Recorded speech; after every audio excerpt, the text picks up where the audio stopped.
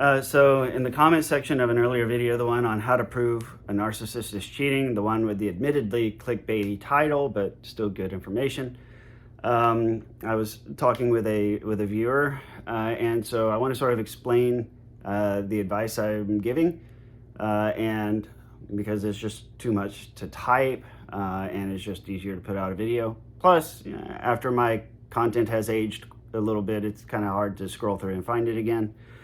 So I want to talk about how a good person can be toxic and how a bad person can be good for you. And just understand going into this, I'm going to give the disclaimer that, I'm not a professional therapist, counselor, psychologist, psychiatrist, brain doctor, whatever you want to call it. I am an engineer, and much of my life has been defined by adults with cluster B disorders and adults having to deal with other adults with cluster B disorders because it runs heavily in my family, in my parents' generation, my current generation, yes. So, I was able to escape that by going off to college when I was 18, and I was kind of sort of recognize that the way that I was raised and my understanding of the world wasn't really working. And I was kind of sort of able to navigate my way in and out of it, but here I am at 40 still navigating because I have a child with an ex. So my personal history aside, I want to get into this. So understand this is engineering approach, engineering observations. That's what much of my channel is, because I think when you go and you look at some of the high view count channels, the more popular channels, they don't really talk a whole lot about what you should do or what you should not do. What does this mean about you and introspective? And so with me being on the receiving end for much of my life, I kind of, just want to put this out there, the way I decode things and the way that I get through. So understand, much of this is from my personal perspective, my engineering perspective, etc. So how can a good person be toxic for you? Well, it's as simple as, if you're a girl and you've ever been with a guy that's a pushover because he's too nice, there you go. You don't want a guy that's too nice, that's a pushover, that has no teeth and claws when you need it, right?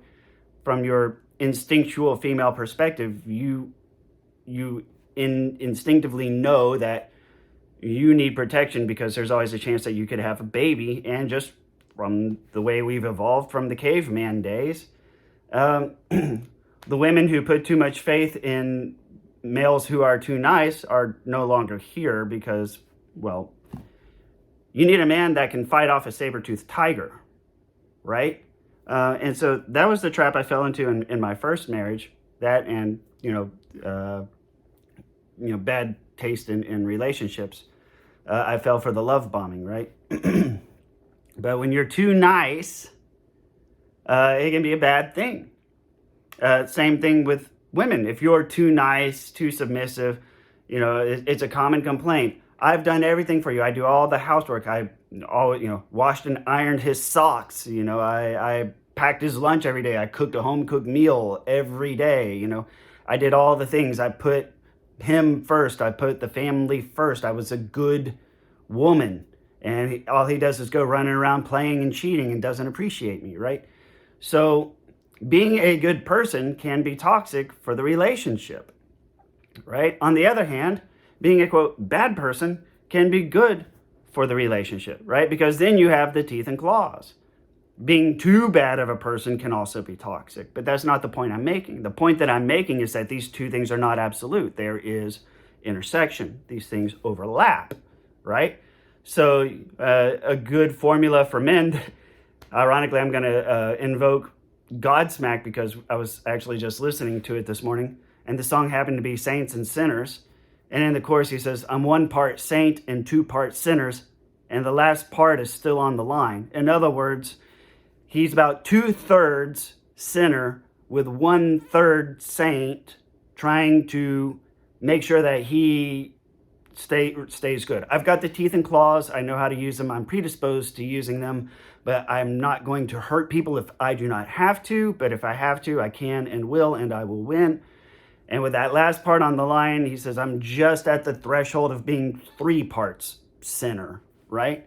And that's generally, I think that's what gets imagined with a lot of women looking at men. You want men that, and it gets into the whole, why are bad boys so attractive? Why do women always fall for the bad guy, right? Well, it's that instinct of, can he kill a saber-toothed tiger with his bare hands, right? A guy that's too nice, too nerdy, too wimpy, you worry about his ability to protect you and protect your children from a very real and present material danger, right? And that's one of the constant dilemmas that women face in choosing a man, right?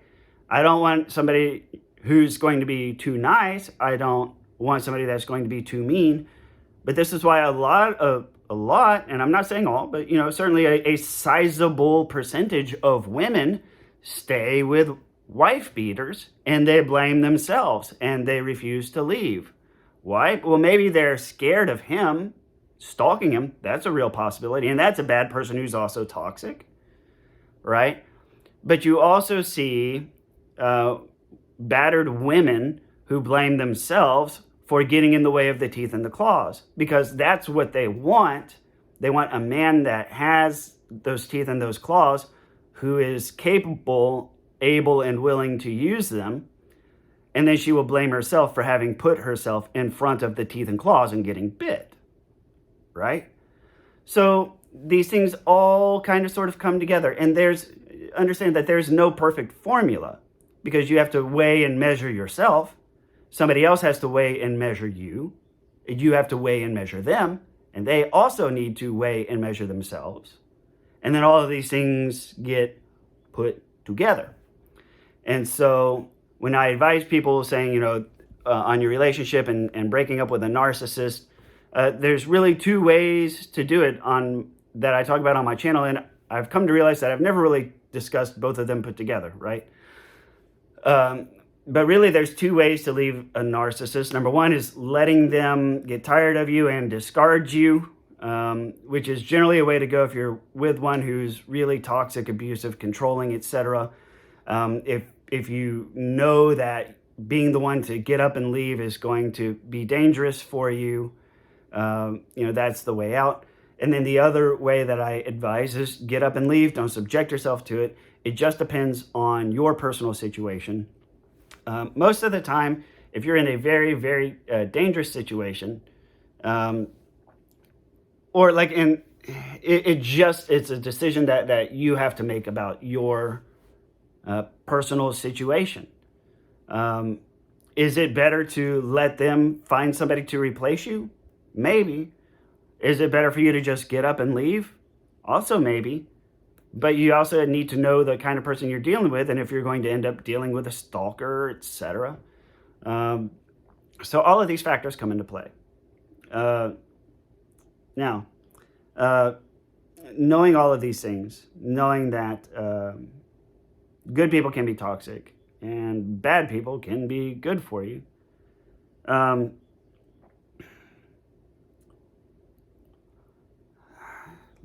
me think of how I want to word this here, because I'm trying to be careful about what I do and don't put out there. You just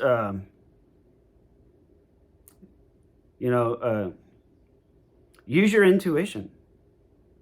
I don't always say, but on a lot of videos where I talk about intuition, you've got to understand that the voice in the back of your head only has 2 volumes.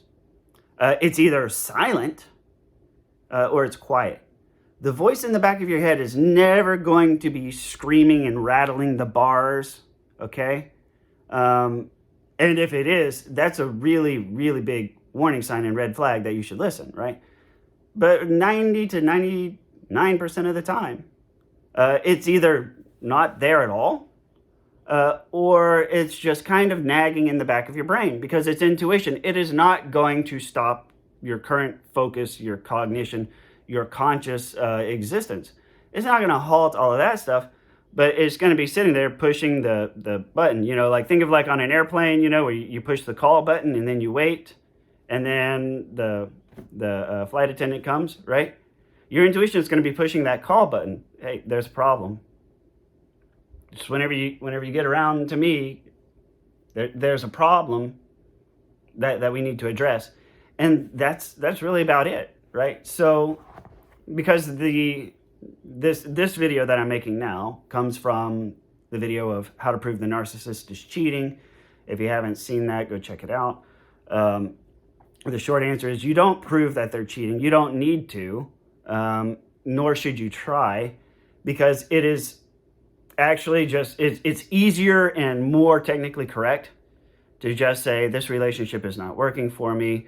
I don't like the way, I don't think this is the relationship that I see myself in, and I'm going to leave. No disrespect to you, but I don't think that this is quite the dynamic and the chemistry that I see for myself. And I don't know, maybe I just need to spend some time alone and figure my shit out, and come up with a better plan. But I don't see myself spending the rest of my life with you, and I need to figure out why, and I'm going to take time for myself to do that. You should always use justifications like I don't want to, because I do not want to, because I do not feel like it, or because I do feel like it. I mean, I feel this way, I feel that way, I want to do this, I don't want to do that. One of the big problems with narcissists and the way that they argue is they will apply rationale and rational reasoning to your emotions to tell you why your feelings are wrong. And feelings cannot be right or wrong. They are reactions. They're just there. Hence the term feeling, right? You can't put your hand on a hot stove and get burned and then say that you're wrong for feeling burned, right? Well, you shouldn't feel burned because technically, 3/4 of the stove is cold, right? Well, great, but I touched a hot part of the stove. Well, how could that part of the stove be hot if there's 4 burners, only one of them was on? You mean to tell me that that's one burner made the entire stove so hot that it touched you? Or that burned you, sorry. You see what I mean? They use rationale to try and tell you that your feelings are wrong. And it just does not work that way, because it doesn't translate into the realm of physical feelings, right? Like when you get cut, scratched, bruised, burned, that type of stuff. You can't tell somebody that they are wrong for hurting when they get cut. But feelings are not just physical, they're also emotional feelings, right? And so because the damage is not immediately apparent, then that is how they end up confusing you, right? Because then you don't even really know how to explain it or describe it. How do you describe a feeling? Well, my feeling sucks, that's about it. But why does it suck? Why do you feel this way? I don't know, I just feel this way. You don't have to explain yourself, right? Well, why do you feel that way? I don't know, I just do. I can't, you want me to describe my feelings? You can't put reasons behind feelings, right?